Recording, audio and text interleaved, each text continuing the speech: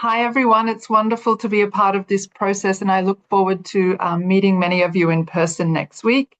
I've been given the task of briefly explaining to you the content and the key messages of the Transformative Change Assessment of IPBES. So the first question that always comes up is, why are we talking about transformative change? Why is that important? Why would we spend our time joining efforts to talk about this?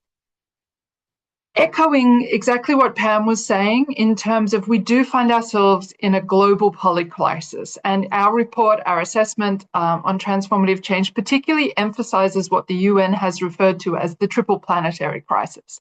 So emphasizing that we are facing climate change, biodiversity loss, and pollution, each of them on their own a significant global crisis that demands urgent attention, but they're being called a polycrisis by many actors in the sense that they do not exist in isolation.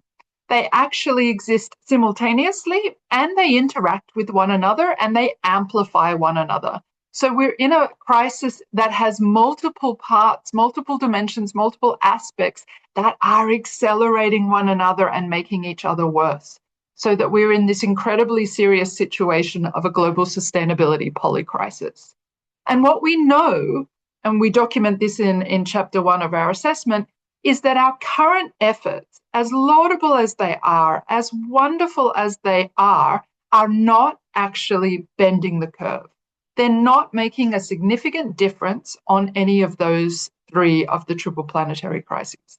So here you can see that light green line going up, we have more and more participation in MEAs, multilateral environmental agreements. So we're coming together internationally and we're agreeing on a much greater scale. Many more countries are joining, many more agreements are being made, many more targets are being set. At the same time, the purple line indicates we're protecting more and more areas. More and more of nature is going into protected areas, both marine and terrestrial. The orange line, we have more and more scientific knowledge regarding nature. And the red boxes underneath, we've got more and more assessments, more and more awareness and knowledge of what is happening on the planet. And yet, despite all these efforts, that pale aqua line shows that biodiversity continues to decline. As Pam was also emphasizing, we are continuing to see the loss of nature despite all our best efforts. And therefore, we see many actors in policy, in science, in community organizations now calling for what they're calling transformative change, that we need to transform our social systems to really make a difference to this loss of nature trend.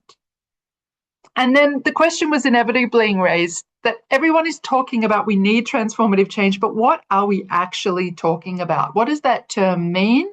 And what are we really talking about transforming when we're talking about transformative change? And this is what really drove IPBES to commission an assessment on this concept and to say, let's assess all the available knowledge across all the disciplines as well as local and Indigenous knowledge to really dig down into what is being referred to. What do we mean when we say transformative change, and what does it entail and require from us? So our assessment has quite a long name. It's the Thematic Assessment Report on the Underlying Causes of Biodiversity Loss and the Determinants of Transformative Change and Options for Achieving the 2050 Vision of Biodiversity. So we just call it the Transformative Change Assessment.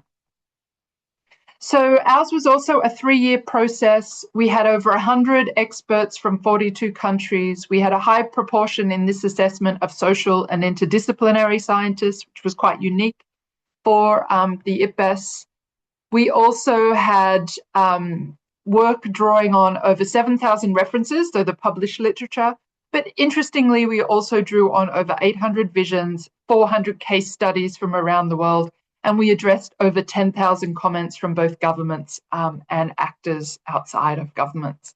And it was also passed at the same plenary as the Nexus in December 2024. So just to show you a roadmap of the assessment, so you know roughly what the content is and where it can be found. So down the bottom, that strong yellow bar is chapter 1, which really talks about the framework of transformative change. And it basically answers the question, what is transformative change and why is it needed?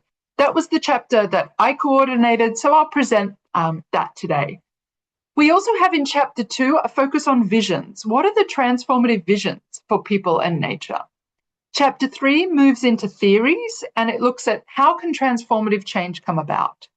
Chapter 4 looks at barriers. Why hasn't transformative change already happened? And chapter 5 looks at strategies. What can be done now to realize transformative change? So as you're preparing for the trialogue, you may have a particular interest. You may be most interested in what visions are there for nature and people. What did the transformative change assess in terms of visions? Or you might be interested in the barriers. How did we describe and analyze the challenges and barriers? Then you would go to chapter 4 as opposed to chapter 2 for the visions. So just to give you an orientation of where to look for more information. The summary for policymakers gives you a little bit of a sweep across all of them. But if you want to go into detail, it's really worth going to the chapter, which analyzes these things in much more detail. So that said, let's start with this really base question then of what is transformative change? What are we talking about when we talk about it? And I'm going to present to you the concept of transformative change in these 3 aspects, in the breadth of change, the depth of change, and the dynamics of change. So our definition in this assessment is that transformative change involves fundamental, system-wide shifts across views, structures, and practices. And those terms, views, structures, and practices, they're like umbrella terms. And under them, we capture a lot of things. So when we talk about views, we're talking about ways of seeing, ways of thinking, ways of knowing. We're talking about in views values, mindsets, worldviews, paradigms. That's all under what we call views, ways of seeing, thinking, and knowing. Under the term structures, we're talking about ways of organizing, ways of governing, ways of regulating, our laws, our rules, our regulations. They're all under structures, as well as infrastructures. Under practices, we're talking about our ways of doing, our ways of behaving, our ways of relating, what we do in the world. And we say these 3 things are not actually separate, they're interacting with each other. And so it's important that when we're thinking about transformative change, we think of the breadth of change. And so it's that breadth, the broadness, the scope, the scale, is that it happens across views, structures, and practices. So when those 3 dimensions are all shifted, then the change is transformative in that sense. So you could be working on a change in a law, that might be a change in a structure, but that won't necessarily be transformative socially unless it also leads to a shift in views and practices. And we say if you're wanting to work with transformative change, you can go in through any of those dimensions. You could try, like Pam was saying in her response options, some people are trying to change practices, so they go in through practices. But unless it's shifting all 3 dimensions, the change will not be transformative. It might be beneficial, it might be useful, it might be helpful, but it wouldn't meet the characteristics of being transformative because of the breadth for something to count as transformative change. Now, as you'll notice, that definition of transformative change says nothing about direction. It doesn't say that it has to be positive for nature or people. So we're just trying to say you can understand transformative change in a general sense, meaning it's this broad shift across views, structures, and practices without any orientation, without any specific normativity or direction to it. However, obviously, our assessment was interested in a very particular kind of transformative change. It had a direction, it had an orientation. We were interested in that broad change that enabled us to get to a just and sustainable world. We were also interested in deliberate transformative change. We are actively and intentionally trying to bring this social change into the world. So we say for that, our definition gets a little broader. When we're talking about deliberate transformative change that is oriented towards a just and sustainable world, you start needing to shift views, structures, and practices in ways that address the underlying causes of nature's decline. And this takes us to that depth of transformative change. Beyond just the breadth, we move to the depth, where to be transformative, the change also needs to address the underlying causes of nature's decline. So what are those underlying causes? The assessment identifies them as 1, disconnection from and domination over nature and people. That means that sense that we feel separate from and superior to. And that's humanity feels that in relationship to nature. We feel separate from and superior to nature. And also in relationship to people. We feel separate from other types of people and superior to them, which leads to all our racism, genderism, classism, casteism, all those isms. This repeating social pattern of disconnection from and domination over nature and people is an underlying cause of nature's decline. We also say the concentration of power and wealth is the second underlying cause of nature's decline. This extractive, exploitative relationship with nature, which Pam also mentioned, that has not led to an even distribution of power and wealth, that it's actually created a concentration of those. And thirdly, the third underlying cause being the prioritization of short-term individual and material gains, meaning the way in which we prioritize short-term over long-term goals, the individual over the collective, and material gains as a source of happiness, success, progress, and so on. And what we say in the assessment is that currently these underlying causes of nature's decline are perpetuating our current views, structures, and practices. So our views, structures, and practices are working to reinforce these underlying causes of nature's decline. And if we want a just and sustainable world, we have to shift our views, structures, and practices in a way that breaks that reinforcing cycle of these underlying causes. We also say that these underlying causes are in fact underlying all the drivers of biodiversity loss or nature's decline. So they're underlying both the direct drivers that have been previously identified in other IPBES assessments and the indirect drivers. They're the kinds of values and behaviours that are resulting in all of the elements of the polycrisis, in climate change, in biodiversity loss and pollution. These underlying causes are driving all of those. So we really need to dig down and get change happening in the depths of these underlying causes. So how do we do that is the big question, of course. Now, we say in the assessment that the dynamics of change matter. How you do transformative change matters. To be able to break those underlying causes, you have to have actions that are grounded in and guided by certain key principles of transformative change for a just and sustainable world. And these came out through the assessment as equity and justice, pluralism and inclusion, respectful and reciprocal human nature relationships, and adaptive learning and action. So the first three are kind of value-based principles. The fourth one you can see is more of a process-based principle. We're saying because we're talking about large-scale radical social change, and these are in complex systems that are both social, ecological, technical, you can't fully predict. It's not a linear process. So you can't fully predict what's going to happen when you start making changes in this way. So you have to have as a principle that you're willing and open to keep looking, keep learning, and adapting when you see that impacts are undesired, that you might have unintended, undesirable impacts. You need to be willing to adapt. You need to be ready to see it and willing to adapt. That's a really important principle of transformative change. And the other three are more the kinds of values that we need to embody and advance if we are going to successfully break the reinforcing loop of those underlying causes. So together, this forms what we call the framework of transformative change. You've got the dimensions of transformative change, which is the breadth, the views, the structures, the practices. You have to have change across those three dimensions. You have the depth of transformative change, meaning you have to get down to those underlying causes.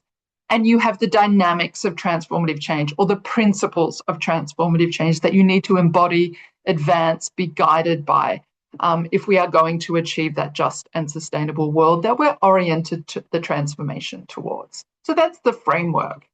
So that's all presented in Chapter 1 and elaborated in Chapter 1 to give you the framework for what we're talking about in the assessment. I'm just going to really quickly now give you a key lesson from each of the other chapters. So Chapter 2, the one focused on vision, says positive visions in which both nature and people thrive together are crucial for transformative change. We cannot break the hold of our current status quo, our business as usual, the relationships that are serving the wealthy, the powerful. You can't break that very effectively without a positive vision that draws us towards us, that motivates our action. So positive visions of those futures are essential. And yet Chapter 2 says, mind the imagination gap. There aren't a lot of wonderful positive visions where we do have nature and people thriving together that are pulling us towards them. Lots of dystopian visions, but positive visions, we have a bit of an imagination gap around them. So they really encourage us to do visioning work with our groups, our organizations, our countries, and encouraging us to see that if those visioning processes can be more participatory and inclusive, and if they can value nature in both intrinsic and relational ways, they can be particularly powerful for inspiring transformative change. So if you're interested more in the visioning work of the transformative change assessment, you can look to Chapter 2. Chapter 3 is about the approaches. How do we bring transformative change about? And when we looked across the existing knowledge, there are lots of different ways being talked about across different disciplines, as well as different ways of knowing. And what Chapter 3 does is cluster all those differences into 6 key approaches. So they say, for example, science and technology, you can develop innovative science and tech, and that's one way to kind of try and bring about transformative change. But you can also have empowerment, social mobilization, networks that are working for change on the ground. Empowering those is another way. You've got structural approaches, systems approaches, knowledge co-creation, actors coming together to create knowledge, and inner transformation, changing our own views, values, and priorities. And these all interact with different dimensions. They've prioritized different dimensions. But what Chapter 3 really highlights is that the highest transformative potential comes when you combine different approaches. So if you're focusing on science and tech as a transformative way into a socially just and sustainable future, you'll be more effective if you can think about how you could also empower local communities, or how that tech might relate to how people's inner transformation will occur, or how structural change in terms of political systems, economic systems can occur. So highest potential comes from combining different approaches. Chapter 4 likes to refer to this image as their wheel of torture. This is where they lay out all the challenges and barriers to transformative change that they identified. And there's that kind of inner colourful ring of challenges in a general sense. So if you look at the blue one off to the right on the screen, economic and political inequalities, that's a kind of general description of a challenge. And then the barriers are a little more specific. Wealth and power, shaping policy, the international monetary system, constraining policy autonomy, shareholder profit, overriding public interests, or the risks of transformative change. And here in this Chapter 4, they really don't hold back. They name many of the challenges we all know and we all experience. Things like ideology of perpetual growth, socioeconomic disparities, ingrained practices and habits, or a poor availability of sustainable technologies, marginalization of Indigenous knowledge, all of these kind of challenges. So if you're thinking this whole idea of transformative change sounds very idealistic, really direct your attention to Chapter 4, where the challenges are laid out very clearly and concretely, and they're recognized. And the Chapter 4 is saying it's actually crucial that we actively recognize and work to overcome these challenges. It's not enough that we focus on just doing the good things in the world that we want to advance. We have to think about how are we going to dismantle some of these challenges. And without that focus on what is the challenge that's going to get on my way and how is my work also going to work actively on those challenges, we will keep hitting against the same barriers. So we actually have to do the work to dismantle some of these barriers. And the first step in that is obviously recognizing them. Then chapter 5 comes with all of the strategies that they think are really powerful and complementary to implement around transformative change. So the 5 blue boxes in this diagram are the 5 strategies, and then each of these has some more concrete actions that are laid out. Basically, the first strategy, conserve and regenerate places of value to nature and people. I want to highlight here, there is a lot of emphasis on regenerate, not just conserve, and that can be really interesting to think about in different contexts.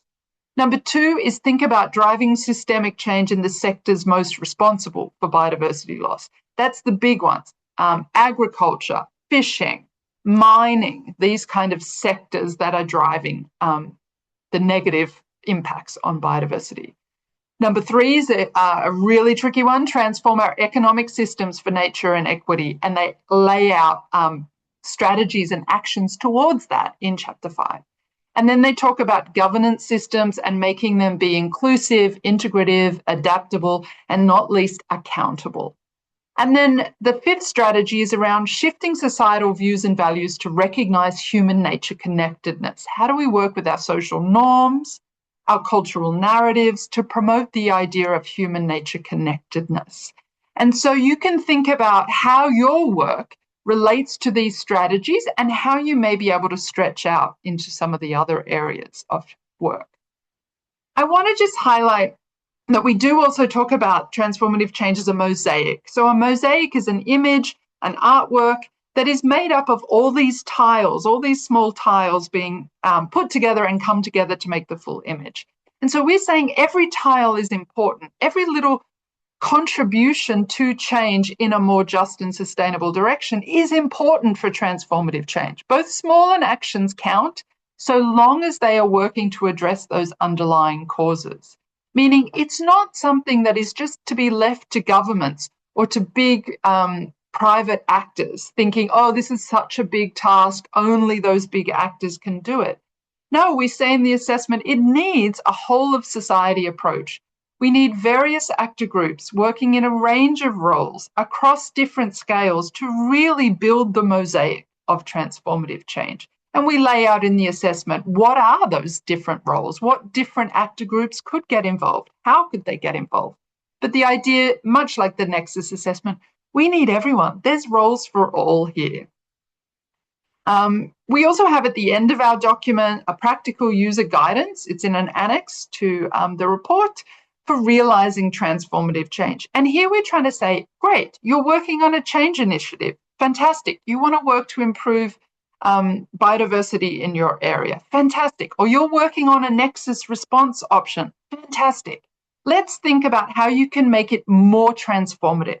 How can you realize the full transformative potential of that response option or of that initiative? And we use the framework to help guide you into ways of thinking that might allow you to see how that action could be more transformative. So some questions worth considering before the trialogue from our assessment would be, think about your own initiatives for change. Bring your own policies or projects to the trialogue to work through with us and think about, is this action or policy really working across views, structures, and practice, or is it focused on one of these? If so, which one? And how might you stretch out into the others? Are you actively addressing the underlying causes of nature's decline? Could you do more to reach some of the other causes? Are you embodying and advancing the principles of transformative change? And again, do you have scope to reach out and do more on maybe some of the other principles? So if you're focused on building an inclusive process, maybe you could think about how it could also be adaptive. Also, think about your future visions. Have you as an organization or a group or a collective come together to think and articulate what your vision is? Have you articulated and identified the challenges and barriers that are most significant to your work? And how do you think the approaches, strategies, and actions outlined in the report could be applied in your context to have the highest transformative potential? So sort of thinking of your own work through the transformative lens and framework. So I really look forward to meeting you all and talking about this in practice in your countries. And thanks for the opportunity to give you the overview today.